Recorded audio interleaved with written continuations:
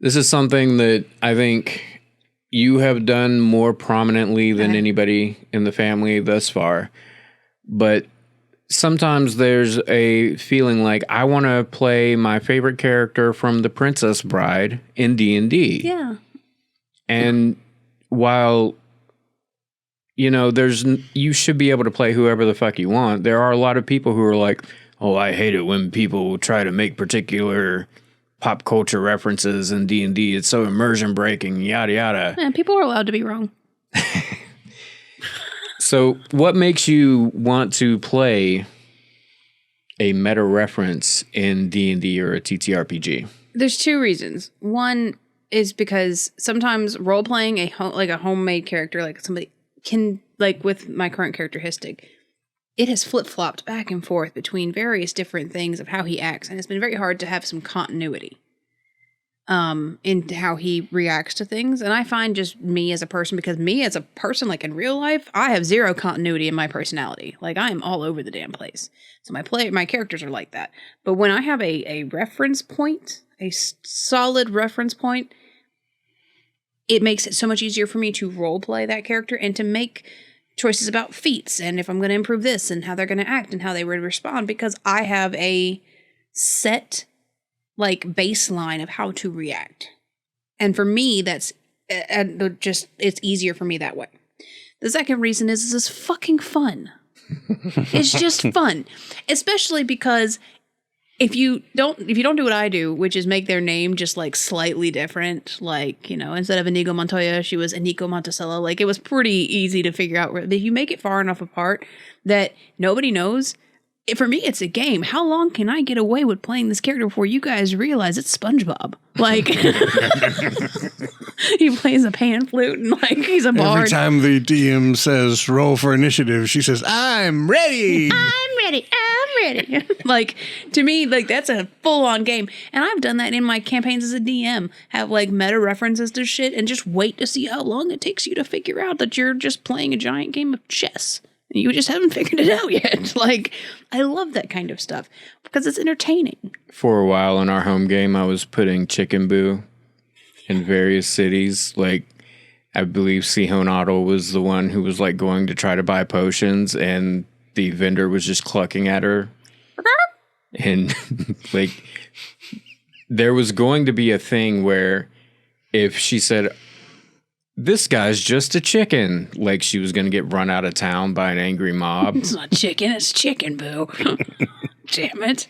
But I think if you're going to be playing make-believe with people, you really should measure how much you want to impact their make-believe with telling them they can't play as SpongeBob or whatever. You might have a bit of a respect issue if you are actually doing the full-on fucking SpongeBob thing in a really serious high fantasy campaign, but you can monitor. Like, you have to monitor that. Like, I can't be a nuisance at the table. Yeah. Well, throwback question. I feel like SpongeBob is multi-classed. Like Bard, level or 2. And definitely monk, right? For the ninja. Yeah, karate. Yeah, like definitely multi-class. Background is cook. Right. Or urchin, but that's just because it's punny. But yeah, you can't be a nuisance at the table. But like Eniko Monticello was not a nuisance at the table. I played her well within the realm of the character she was built on, but she was a productive member of the group. Now, did she sometimes do some stupid shit? Yes. Do most of my player characters die on occasion? All the time. What about you, Steve? What do you think about the whole thing? I often take inspiration from historical or pop culture figures to help me with the characterization for role-playing. You know, I love playing monks. First monk I ever played for a long time. We played your setting and I was a monk. And then I played in an online game where we played Curse of Strahd and I was a monk. And that was my first time playing with other people, Yeah. that I didn't know online and whatnot, and turned into a great group of folks. We've been playing together for 2 years. There was an old TV show in the 1970s with David Carradine called Kung Fu. And he was this guy who was a Shaolin monk, and he was just traveling the American West. Badass, but always, trying to look for the peaceful way through life and everything. And I modeled my character after him. He was dressed like him. In the TV series, he had a flute that he played all the time. I put a flute in my guy's hand and made it his monk weapon and just gave it just a reskinned club or a staff or something. And it was cool because playing with some folks I never played with before, I had that anchor of how do I make this guy, how do I do the characterizations, how do I interact with other people, and I was just channel your inner David Carradine Kung Fu. Yeah. And Definitely. it worked real well. I was recently in a one-shot that was all monks, and I played a monk who was a monk, the way of the astral self. Mm-hmm. And so I decided I was going to make him like an old hippie. And you really missed out on making him a JoJo reference. So I'm figuring when we get around to you really talking about how much meta you get in there, I was expecting JoJo references to come up because I believe No, his is all Nick Cage.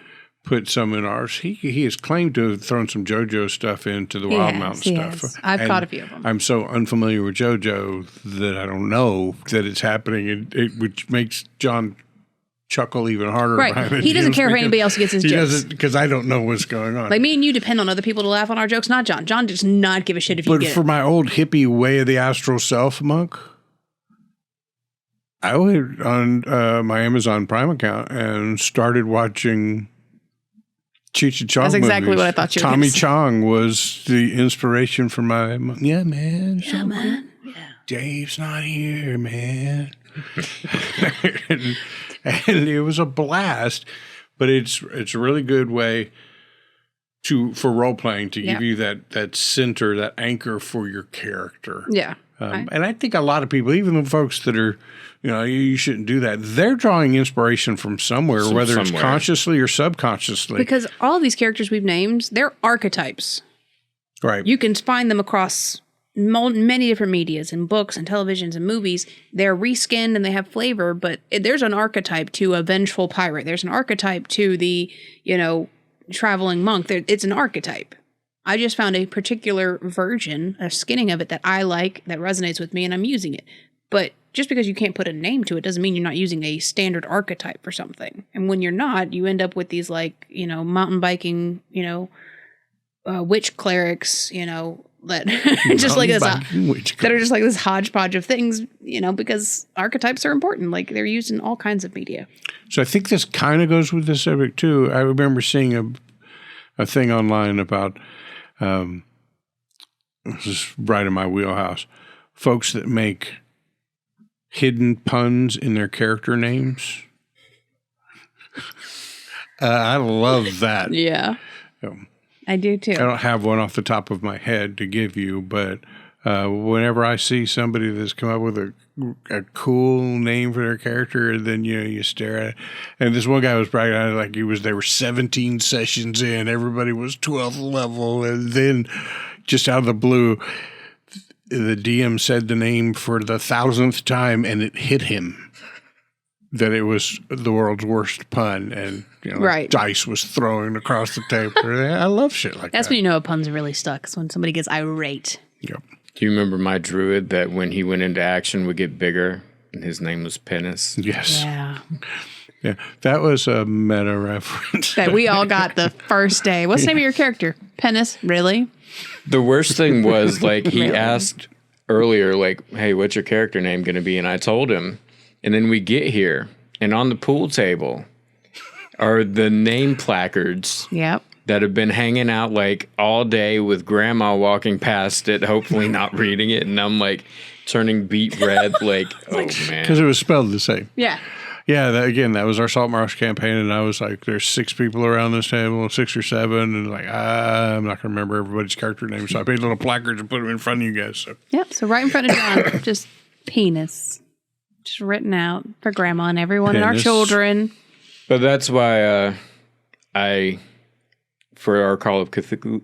Call of Cthulhu? For our Call of Cthulhu campaign, the first one we played, I modeled it after Jack Marston, but all grown up, because you got a little taste at the end of Red Dead Redemption of playing him long enough to get revenge for his father, and then you don't know what happens. You had a ton of backstory. You had family and how and everything that would have helped build. So while you may not have had a whole lot of his personality or something like that, you had a lot of background information to build him with, and that was super cool. I enjoyed that a lot. That makes a little easier. It's a touch base. Like, while you're learning a new system, you don't have to keep feeling out your own backstory.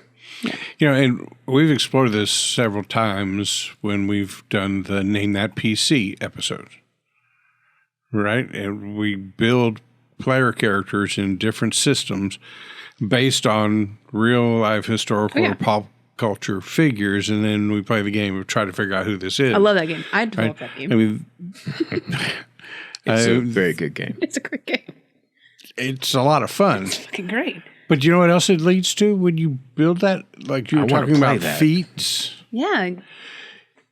It leads to, in my experience, and I think you did it too, it leads to, as you level up and you develop your character, you are developing the character, not min-maxing your sheet, right? Which is great. So, like, it would be great if I took the alert thing, but that doesn't really make... But no, I really need to take the skulker feat for this guy, you know, and it doesn't max out the abilities of your character, but it rounds out the character you're trying to build. Yeah. And it's really hard, because I know I've tried several times. It's hard to resist but I'm going to be such a badass, whether you based it on a pop culture figure or not, but this character you have in your mind, as you develop and level up, you're like, well, if I was really being true to my original concept, I'd pick this thing. But I want to be a badass, so I could pick this thing. It's hard to not pick the badass way, the min-max thing. Yeah. It really is.